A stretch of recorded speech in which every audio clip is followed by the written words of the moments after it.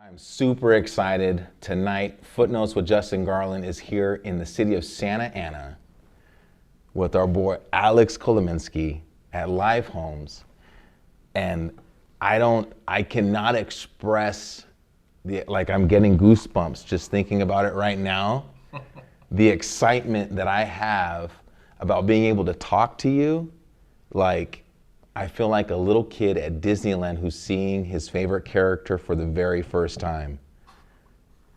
Okay, I know that's funny. That's too much. But That's good.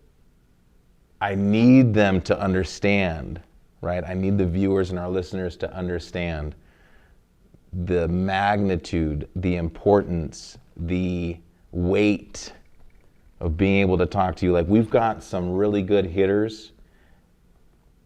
And starting this series, this 10 episode series with Alex is like the Dodgers starting off with Mookie Betts. Damn. Oof. It's huge. That's big. It's huge. It's big. So I'm excited. Thank you for having me here tonight. Okay, bro. Thank you. Thanks for having me on your podcast, bro. So if you could just kind of, because I don't want to do all of it, right? Sure. I don't want to tell them all about you, but I want you to, just tell us about yourself and where you're from, and I really want you to kind of dive into your story. Okay. Well, I'm going to try to keep it as short as I can because the story it's a story, but in a nutshell, I was born in Ukraine. Yeah. And my family and I immigrated to Israel when I was about 1 year old, so I was a baby. And I grew up in Israel until I was 20. And my father moved to America. They had divorced, moved to America when I was a kid, and then so I stayed with my mom and my grandparents. And essentially, my dad, he would call me once per year for my birthday, check in. And then he called me when I was turning 18, and he told me, hey, you should come visit me. Sweet. And when you're a kid in Israel and you have parents that are divorced, you need both parents' signatures to fly out of the country. So until I turned 18, I couldn't fly anywhere. So I never flew out of the country. Turned 18, that rule expired, and I no longer needed signatures of my parents. So I told him, yeah, let's go, fly me out. So he bought me a ticket. 18 years old, came here. I haven't seen him since I was about, I believe, 9. Wow. And so that was cool to reunite with my pops and, kind of feel that feeling of having a father. Then I fell in love with America. And then went back to Israel. 2 years go by. I was in school. I'm not really sure what the hell I wanted to do with my life. I was in music and metal music and stuff, playing shows. And then he calls me when I was 20 years old. He calls me, he says, Alex, he says, you have a small opportunity here to come here to America legally. I will be your guardian, but you got to do it before you turn 21, which is in 3 weeks. Oh, wow. So he calls me. I'm with my friends riding bicycles, just being a kid, involved all of my best friends. And I was like, guys, my dad just called me. He told me I have to decide if I want to stay here in Israel or if I want to move to America. I got to call him back in 10 minutes. It was just a true story. And they all unanimously said, get the fuck out of here, go. And this is not to diminish Israel or say anything bad. I love the country. But if you live there, you would know. Or if you lived in any other country with a difficult setting, wars or poverty or anything like that, then America is the land of opportunities, Yeah. So I'm that's where I want to go. So I called him back, told him let's do it, and then he flew me out. Wow. That's huge. So when you how old? You were almost 21. Almost. I turned 21 here. I landed in LAX, and a week later I was 21. Wow. So when you first got here, what did you end up doing? First day as I land, I go to work. Wow. My dad told me, you come here under one condition. You get a haircut, because I had long hair. You take off your plugs. I had these plugs. I was just being a weird, lost kid. Okay. And you get your act together. You fix your appearance. and you come to work. You work every day. I'm going to teach you how to fix appliances. Oh, wow. So that's legit how it was. I landed. He came in his work truck, gave me, I don't even remember if he gave me a hug. I think he just gave me a shake my hand.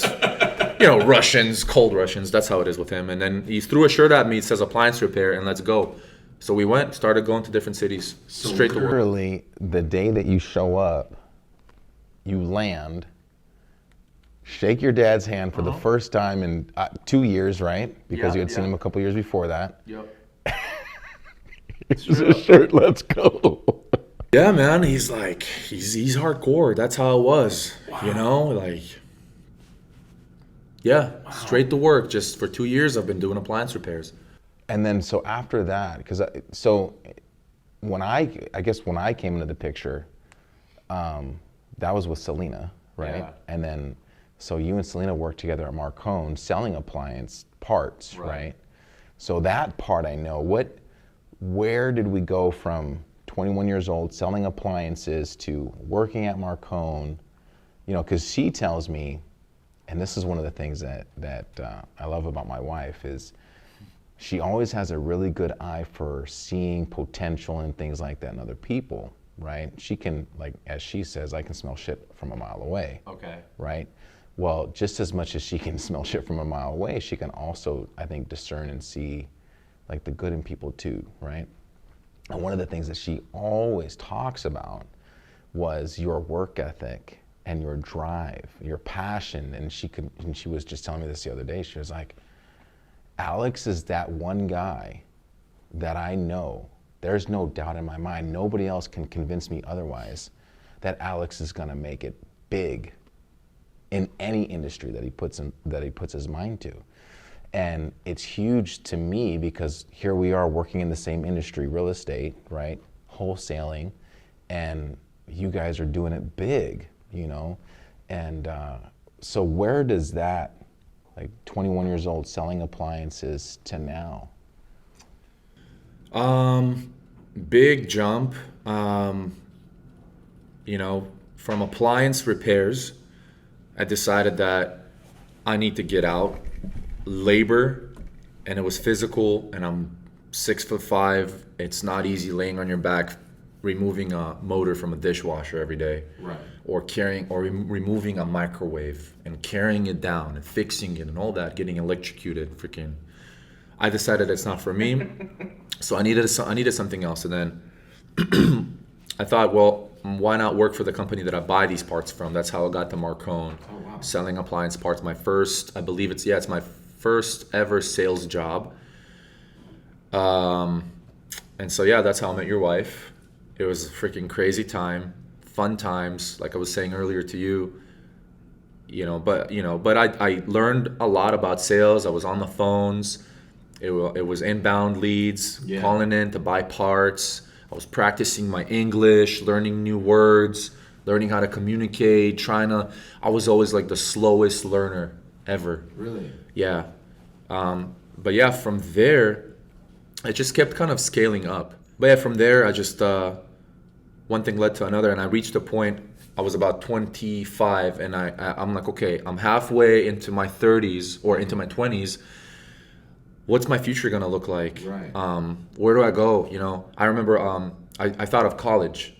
So I went to Orange Coast College, and I signed up to take preliminary classes. I'm not sure what the word is, but it's where they test you for your math, for all those things. Like the prerequisites. Prerequisites, that's what it was. Mind you, I didn't know what that word meant, but I went for it.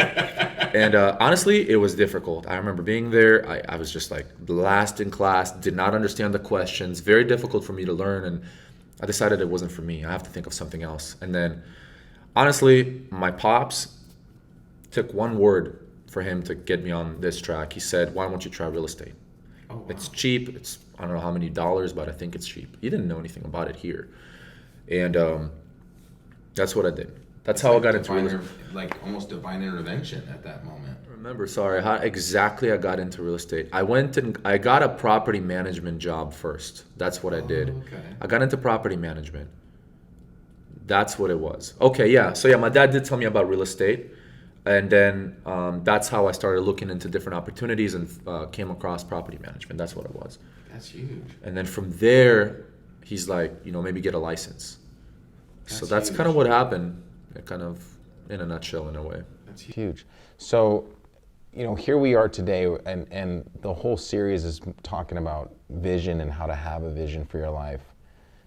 I think for any of us being at that age, like even myself, like I felt like I was kind of like going with the flow, just kind of like being led in different directions. I know for me, growing up around that age, like I just wanted to play football. I'd always had that goal and that dream to, man, I'm gonna play in the NFL, right? Okay, yeah.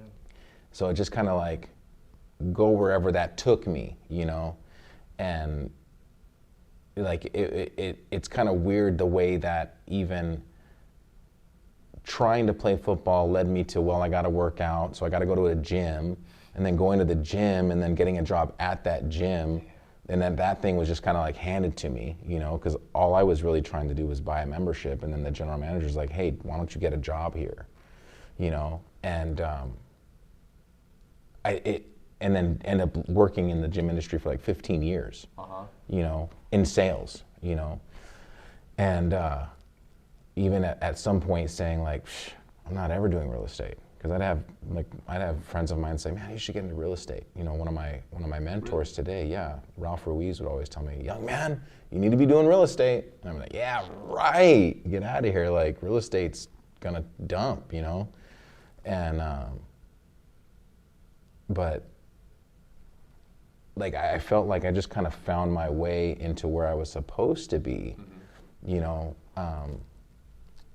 but I didn't really grasp the concept of having a set vision for my life. Where do you feel, like when do you feel, or when, like, was there an age or a moment that you can remember, like, you know what, like this is what I really want and this is what I really want to go after? When was that? Yeah, that's a great question. I think the answer is kind of a multi-layered answer. It's kind of, it goes deep, but when I was a kid, and I'll try to sum it up, but when I was a kid, my dream was to become a basketball player. I always told myself that's what I'm gonna do. So I played basketball for 10 years. I was like the best at it. From there, something happened, broke my wrist multiple times, and just decided to quit. I had no real, my father wasn't in the picture. Grandpa working, they're everybody's absent. Mom sick, long story, so quit. Then I find music. Music becomes my passion now. Oh shoot, I want to be a rock star. Yeah. I wanna be the best vocalist I can be. I watched all these videos, this and that, taught myself how to like do, the vocals and all that, and went on YouTube. And then when I got to America, I joined a band and toured the country, recorded a record, right? So like that vision was there and I made it. Like that was the moment where I said, look, dude, like that was your biggest dream at the time, which to a lot of people sounds insane. Like for me, at least coming from a different country, from a different country to say, my dream is to be in America, tour and be in a big band and I don't know what, blow up and live that life. And not knowing in Israel that I someday will be in America. That happened way before my dad called me. Right. So when I did it, I was like, yo, this is my proof of concept that my dreams can come true. I can manifest whatever I want. So when it comes to vision, that experience right there between being the best at basketball to being one of the best like vocalists and accomplishing my dream taught me that the vision is more of a question of set your intention. What is it? Right. What do you want? Once you understand what you want, you can go and put it in action. That's it.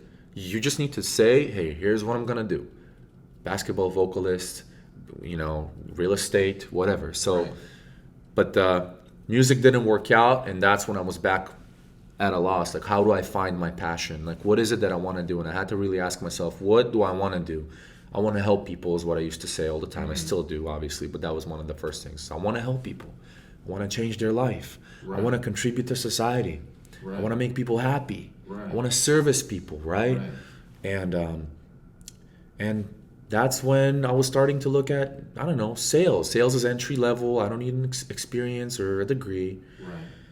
But to be honest, the bottom line here is I had to try and fail and succeed in many different things until I found something that sticks. It was just trial and error.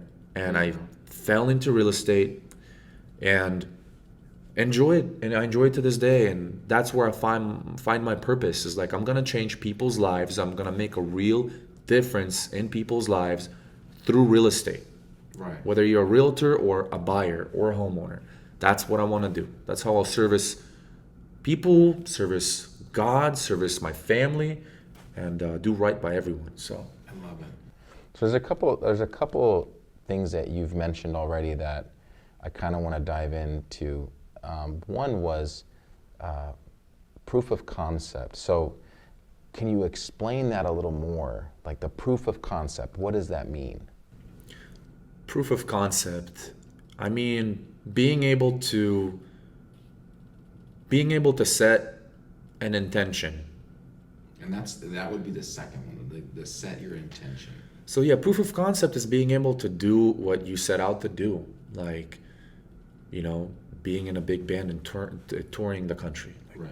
And once I made it, I'm like, that's me proving myself. Or in real estate, proof of concept is being able to close a deal, sell a house, show myself that I can do it. So it's more about showing yourself than anything else. Showing myself. I have to show myself first that what I want can be proven. It's not just an idea. I can bring it into the physical world and actually make it happen. So if I want to sell a house, I sold a house. I'm like, okay, this works. Right. I proved it. Now what I want to do with it. Got it. And then set your intention. What does that mean? So setting the intention, that is actually one of my latest self-reflecting discoveries. I spent a lot of time with myself thinking and analyzing life spiritually and mentally. And one of the things I realized was a couple months ago, I just decided, hey, I said the word, I don't know, out of nowhere. I said, I'm going to set the intention that I'm going to get a seller financing deal that I've never done before. It's just a new spectrum I'm opening up. Got it. And in my mind, I'm like, damn, I don't know how I'm going to do it. I've never done it. I don't have experience in it, but I want it. Yeah. But I said it, I vocalized it. I was here at the office. Next day, get my first lead. Beautiful lead. That's it. That was my proof. That's my intention. Proved itself that I got the lead and I can work on it and this and that. Right. And I created a formula Okay. related to intention. And I say intention breeds attention. Attention breeds opportunities. And if you take action on said opportunities, you get the results that you hopefully want. That's huge. And I've been using it since 2 months ago on every little thing. 3 weeks ago, I said, my intention for the day, it was a Friday, I'm not leaving until I get a contract.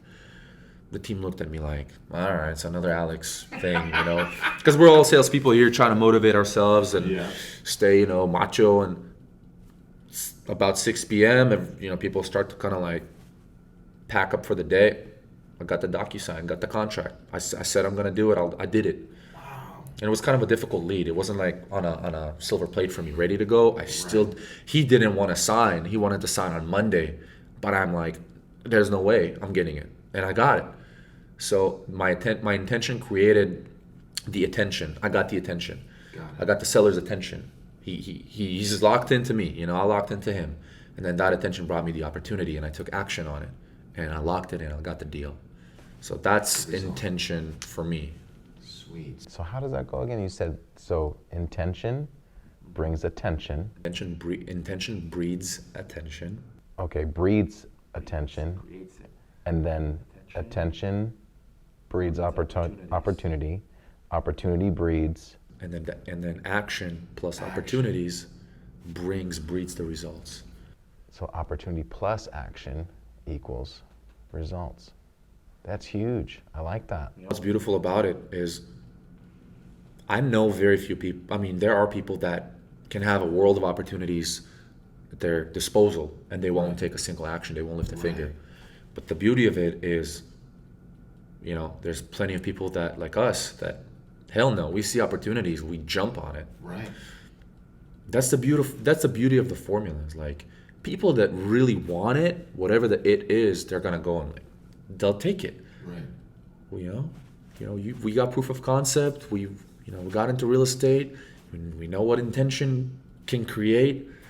So yeah, it's kind of that. Let me ask you this. So, with your formula, one of my coworkers said, he was like, "Oh man, this is so easy. I think a monkey could do it." And All right. so let's talk about the formula. The formula itself, and we always hear this too. Duplicatable is this setting the intention with the formula. Is it duplicatable? Yeah, anyone can do it. Yeah. I believe anybody can do it. I believe anyone can do it, but I do believe that the intention has to be there's a level to it. Okay. It's just like telling, let's just for the sake of an example, telling a joke. A joke on a scale of 1 to 10 can be either a 10 or a 1, or it can be a 5. So depending on how funny the joke is, you'll either laugh really freaking hard or you're just gonna think it's stupid. Right. So this is duplicatable, but the result that you're gonna get would depend not only on how you implement the formula, but on how deep your intention is. Since intention is the first piece to the formula, Right. it has to be backed up by a certain level of intention. Let's just call it energy, Right. passion, or feeling. Right. Or How do you faith. feel about faith, right? Yeah, very on point. So it is duplicatable, and the result would just depend on the input. So the output depends on the input of the individual towards intention. Going back to you diving into real estate, when did you know? Because I mean, obviously, we're talking about different aspects or different times in our lives where different things kind of happened. And I think you know this just as much as I know this. I mean, shoot, my first month in real estate, I started to realize that there's a bunch of people with real estate licenses that don't do anything with them. Yeah. I think when I first got into real estate, it was on the mortgage side, and my mortgage broker at that time, he hands me a list. Oh no, actually, it wasn't even my mortgage broker. It was one of the guys that worked in the office, because I'm just trying to find my way. And he hands me a list. He's like, "Hey man, here, I'm gonna help you," right?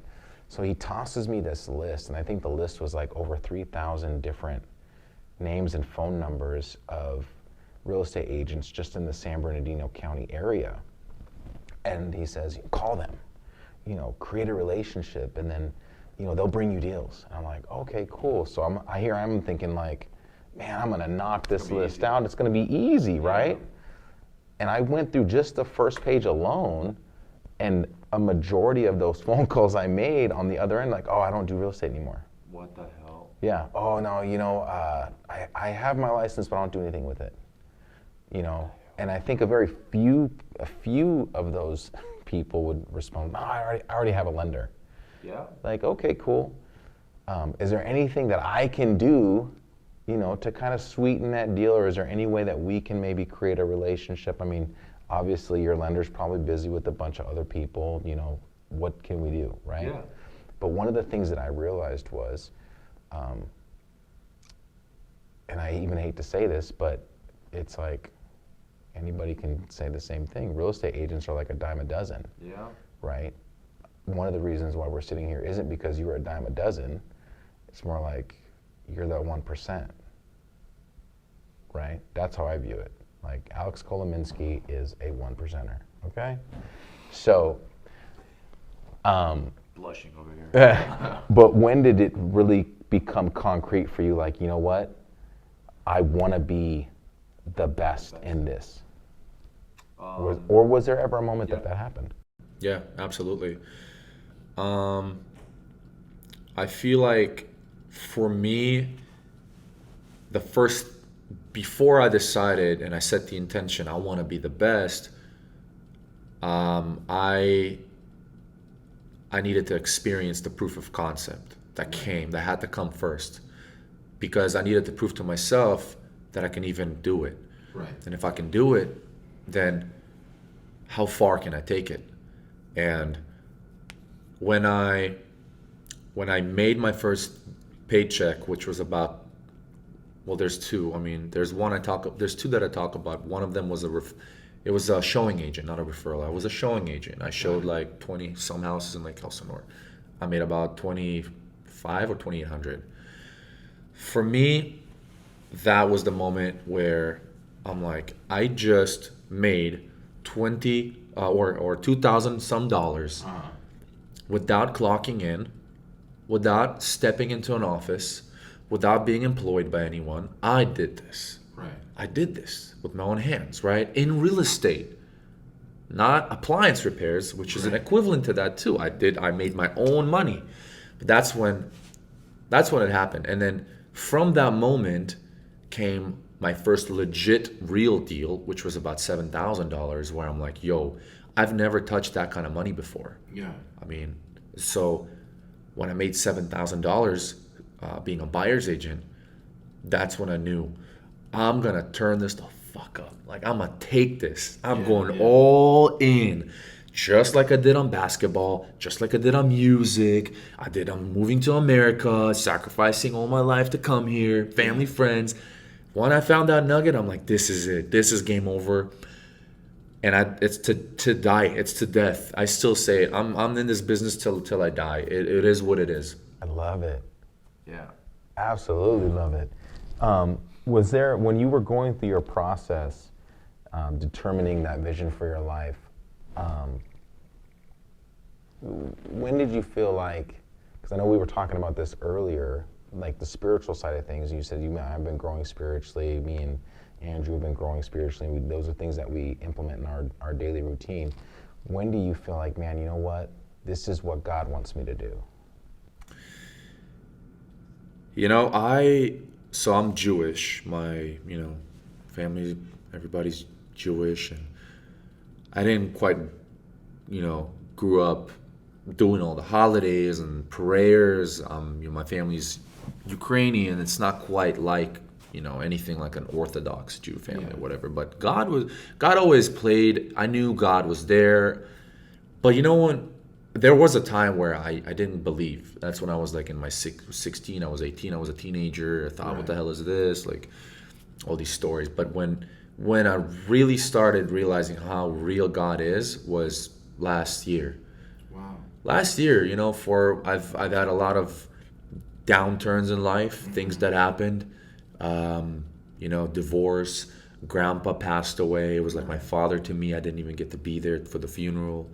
And those darkest moments was when I found light internally that I believed to be God speaking, or God showing me the way. Right. And that's when I started incorporating God a lot more into my business. Not just through dark times, which typically is when he shows himself, when he reaches out to pick you up, which I've gone through plenty in business. Right. But also on the good times. And then what would be your advice to maybe like the young you or the young me, right? And then on the flip side of that, vice versa, what would be your advice to somebody who might be a little older, that is just kind of like, man, I've done so many things in my life that I knew weren't a part of what I really wanted to do, and I'm rediscovering myself, and man, like maybe they're older and they're thinking to themselves like, I can't do it because I'm older, right? Or I'm too old to get started, I should just kind of go with the flow and keep doing what I'm doing. And then the flip side to that would be, what would you say to the young guy like ourselves who thinks, man, I got all the time in the world? What would you say?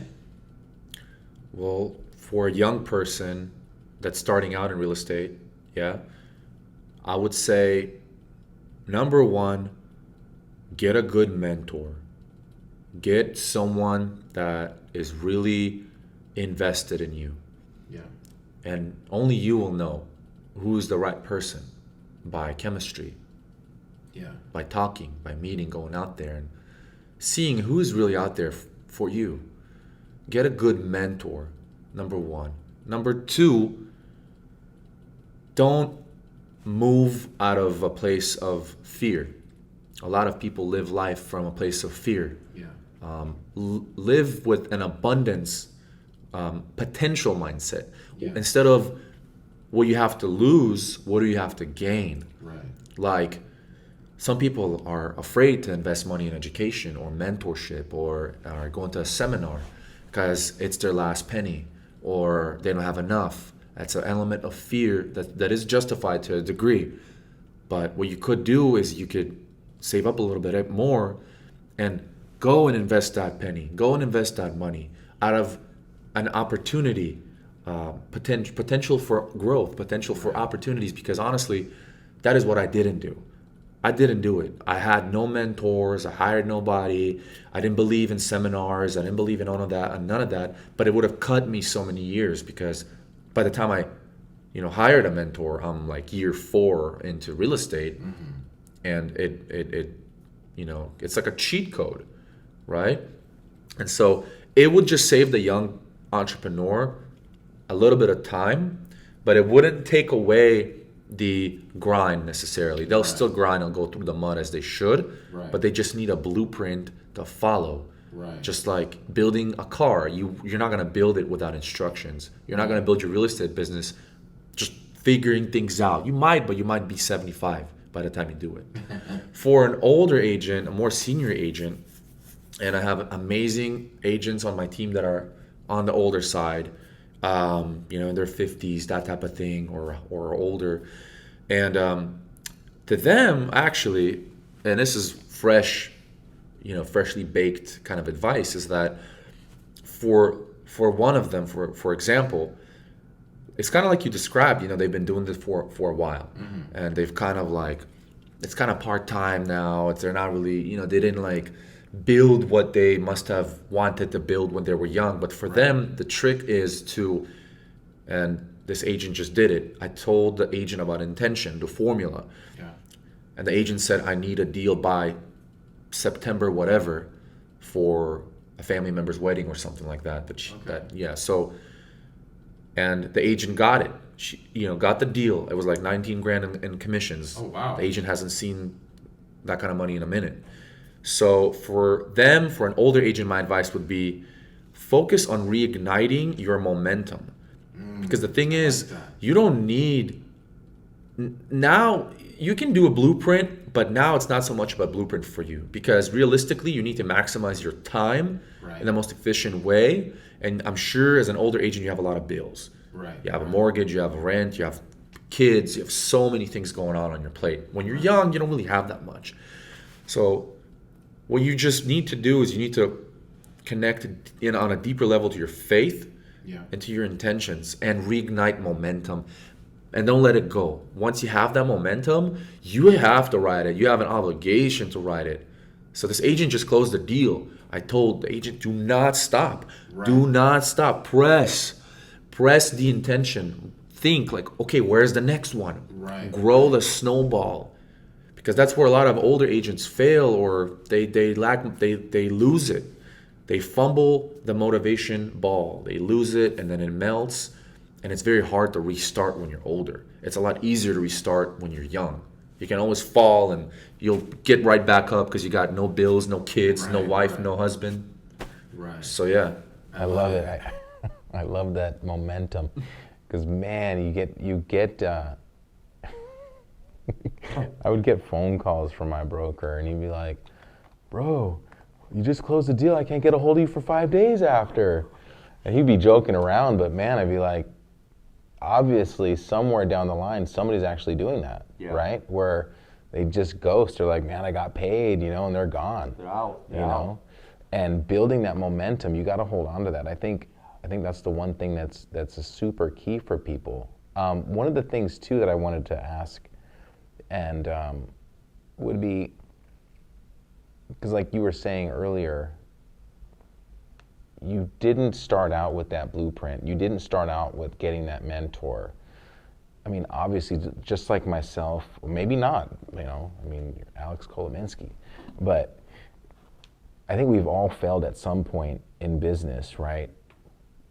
Where, looking back, what were some of the things that you would say to some of your agents now, like, hey, I did this, this, and this, don't do those things?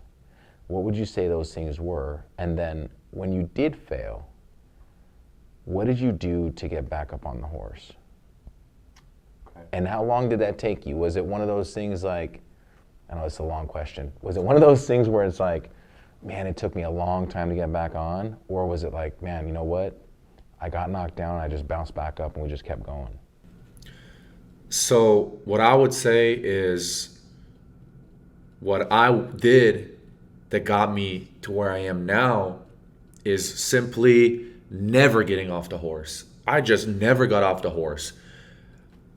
If I could visualize it for you, it would be I got beaten, stabbed, bruised, kicked, and that poor horse got kicked, aka the real estate business, in so many different ways. I mean, we're in a recession right now. Real estate market's doing pretty, not the best. Right. I'm still on this horse.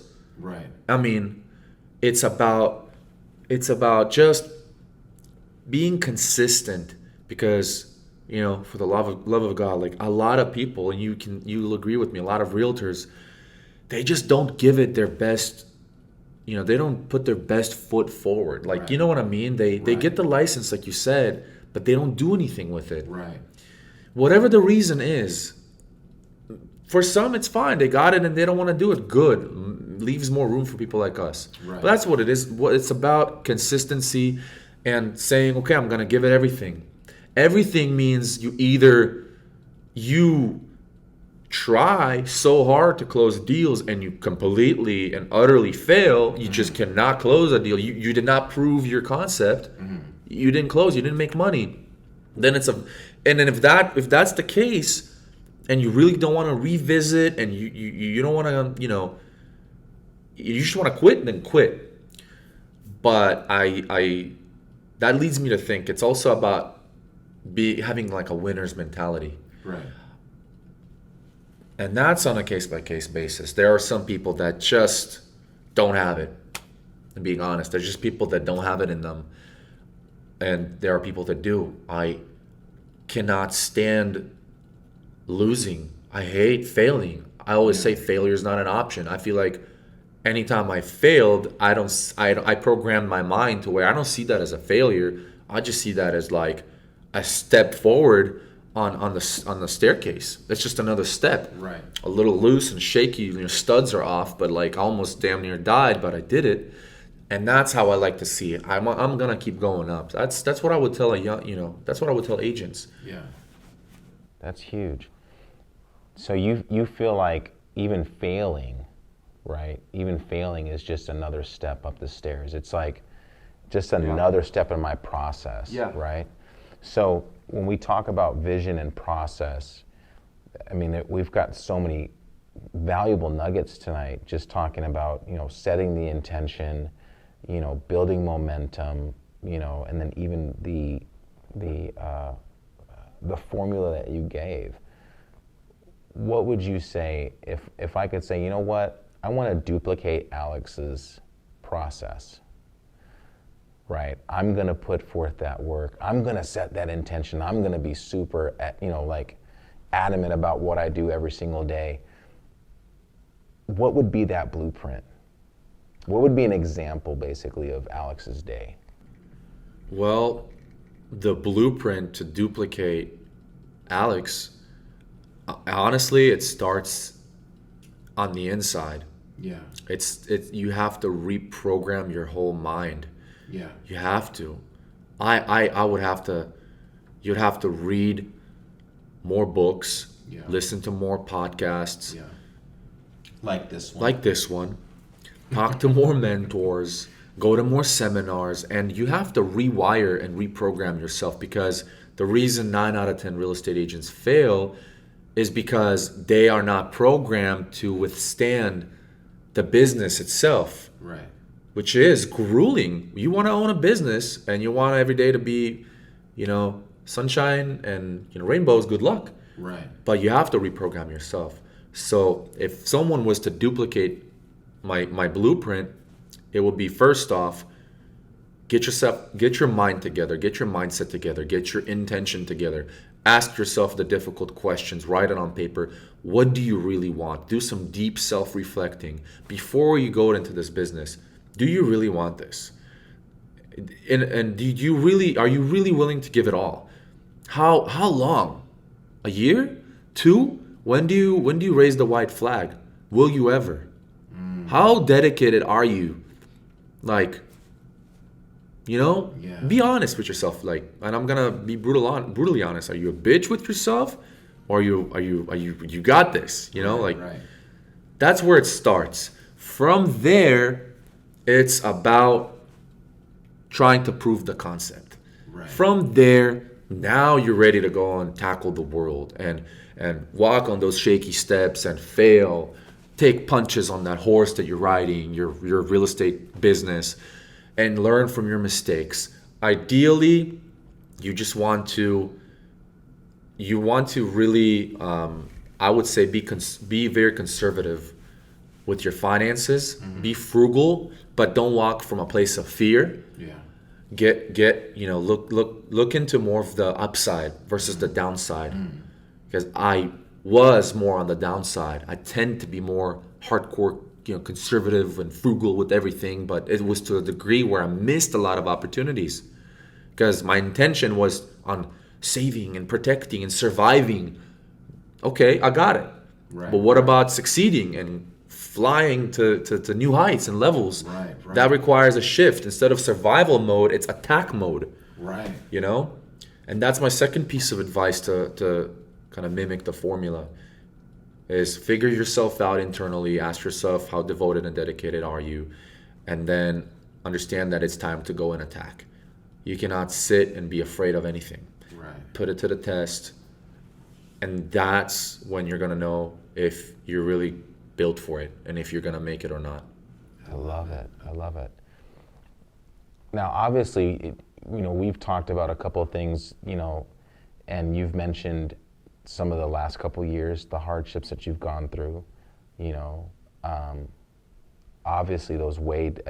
For me, I can only speak for me, right? I know for me, having to go through some of the things that you went through would be very difficult, almost to the point where I don't want to quit.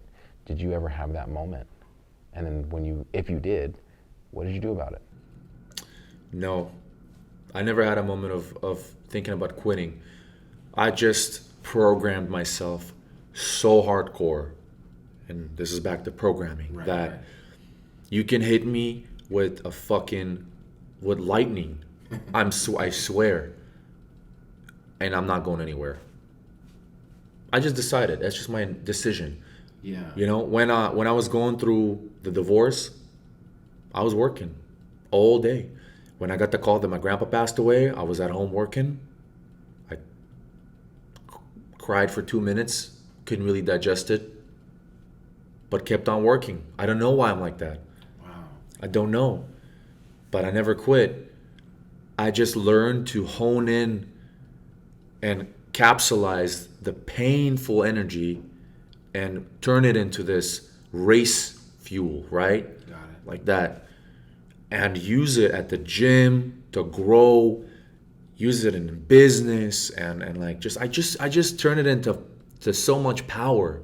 Yeah. Rather than missing out on such a unique opportunity. Pain is, I said it before, but I love pain.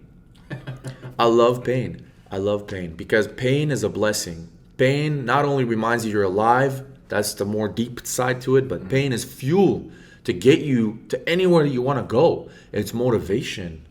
it's fire, right? Like, you know what I mean? Yeah. So when those things happen, you know, divorce, death in the family, like it's just, nah. I mean, I used it, I kept going. And the month of my grandpa's passing, I made 95,000 on a deal. Wow. I remember it was like my biggest deal ever. And then a bunch of other deals. I mean, the monetary aspect of it was amazing. It worked. Right. My physical also worked. I gained the weight that I wanted to gain. I've been struggling with weight gaining, and I gained like to 20, 30 pounds at this. Now 30 pounds since then, since last year. And so no, I wouldn't advise for anyone to quit. Right, of course. I would challenge them. I would say you. It's all about how you view things. You know what I mean? Right. If you view pain as an opportunity to gain, I feel like a lot more people will win in life. I like that. How do you deal with distractions, or are you ever distracted? I know you were mentioning, what did you call it? Screen sucking? Screen sucking, energy leaking. Yeah, energy leaking. How do you overcome that kind of stuff? I mean, I touched on this in our kickoff series where we were talking about aimlessly scrolling through social media and how negative it can be sometimes, right? And I know for myself, there's moments where I'll be like scrolling away, mindlessly scrolling away. Is there ever a moment where you're like, no, I got to put that away? Or do you give yourself time? Because obviously social media it also has its good parts too, right? Obviously this is getting on social media. Right. Okay.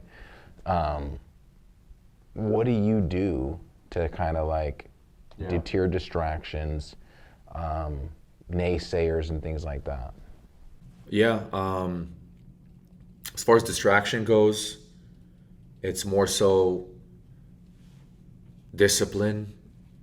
Unfortunately, phones are very distracting. Social media is very distracting, especially in an environment like an office, especially when you work for yourself, when no one's over there looking over your shoulder, punishing you for being distracted. You can do whatever you want. But how I deal with it is I try to hack my environment, and I try to hack my mind. Hacking my environment means I would sometimes put the phone at the edge of my table and I would flip it backwards. The screen would still be up, but I would flip it backwards so I at least can see the notifications, but I can't quite read it. I just have a little bit of a guess of what it is, and I'd leave it there for half of the day at least. Or now I got this little timer. I put the timer on from Amazon. I had to get a timer, phone's not enough. But again, hacking my environment, because now I have this object that's screaming my name, and I set it and I say, okay, 45 minutes, no distractions. I'm just gonna make calls. I'm just gonna follow up. I'm just gonna do a bunch of different things. And it beeps, and then I take my little break on social media just to get the whatever, my endorphin, dopamine shot, right? Yeah. So it's that, but that's the external side of it. Right. I feel like the internal side of it is a lot more important, and that's just discipline. And it really comes from my situation personally. It's going to be different for everyone, but if you are someone who is where you want to be and you're super happy with your situation, then don't take this advice. Be on your phone. Hell, spend 24 hours on it. If you got money coming in and your business is running on autopilot and you don't really want to do anything and it makes you happy, be on your phone. Yeah. But if you're like me, I'm not where I want to be. I'm climbing and I'm going and it's like a nonstop thing. Then I program myself to remind myself that every time I touch this phone and I'm on social media, I need to feel ashamed. What am I doing? Showing God that I'm not serious. I'm showing myself that I'm not serious.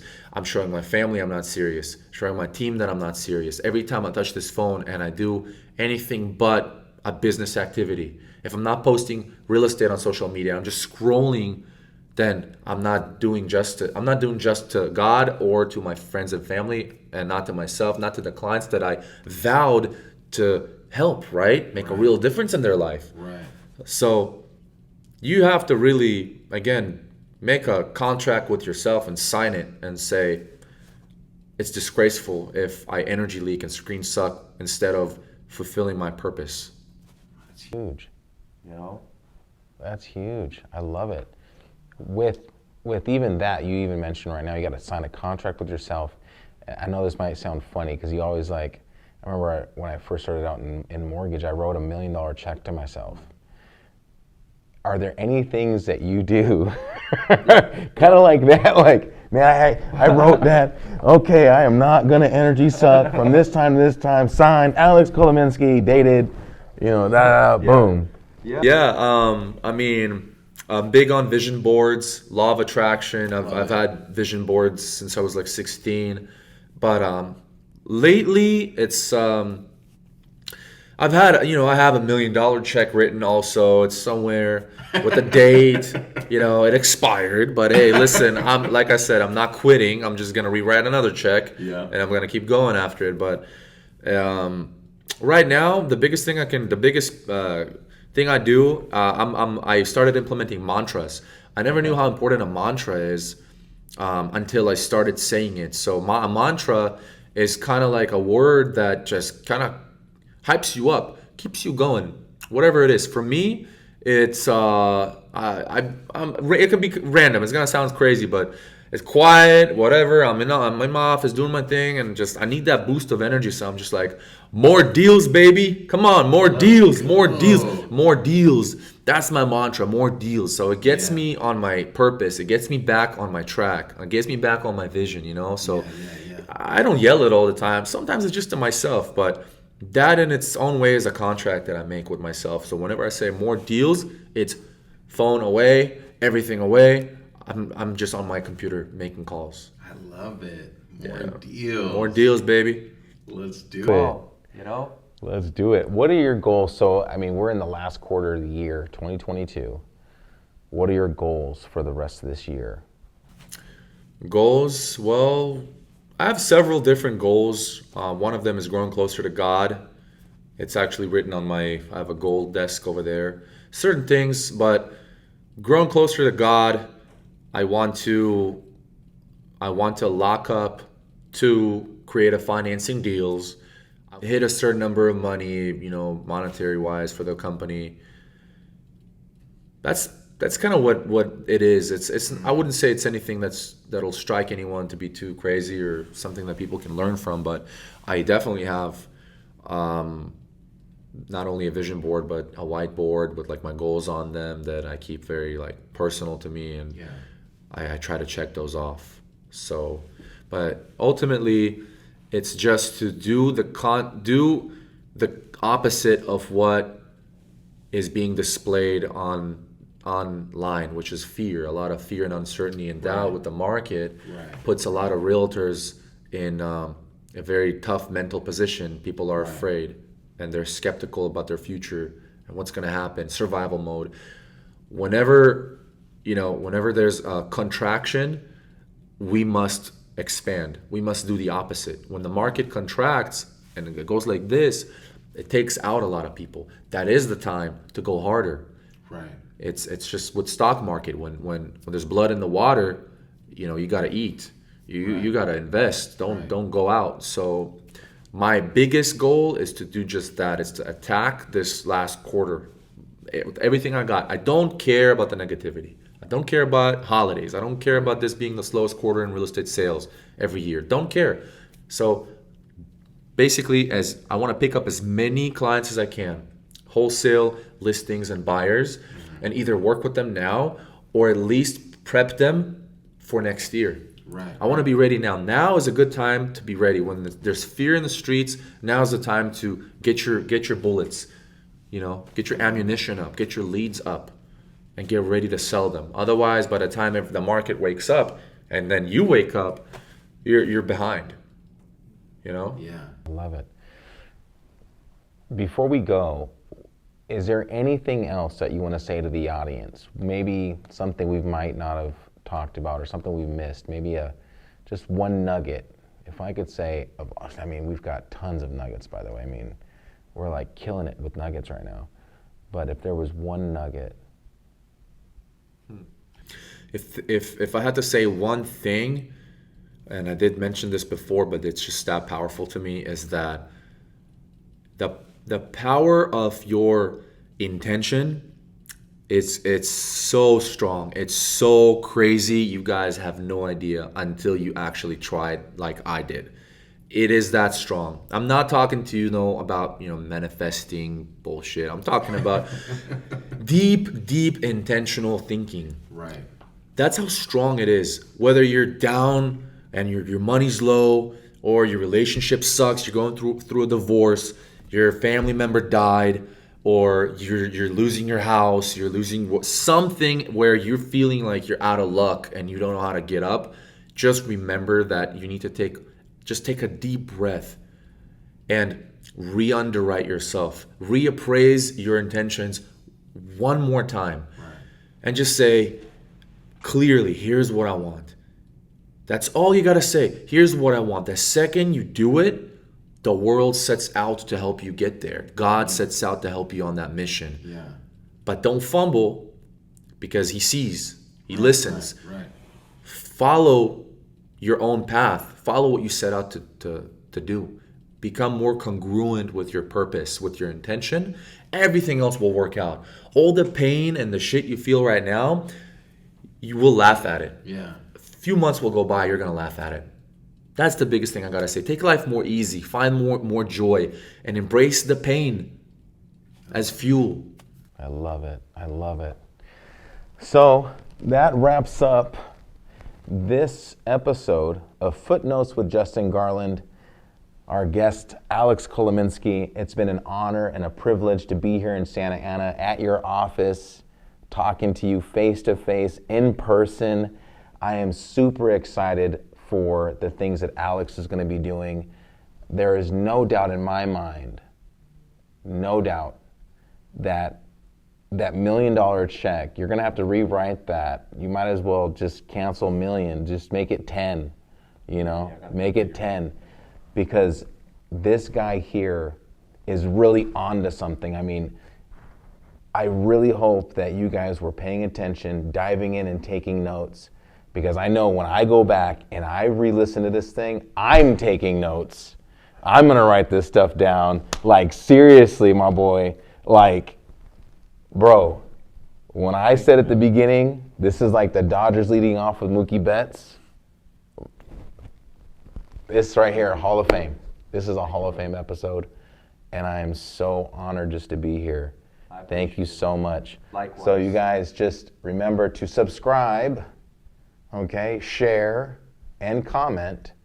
Where can they find you at? Social media-wise, email? Yeah, Instagram, probably the best way. The Alex AK is the best way, or skyworksrealestate.com for the real estate website. Love it. And happy to connect or help anyone with anything that they want to ask. That's awesome. Again, this has been an episode of Footnotes with Justin Garland, and we'll see you next episode. Good night.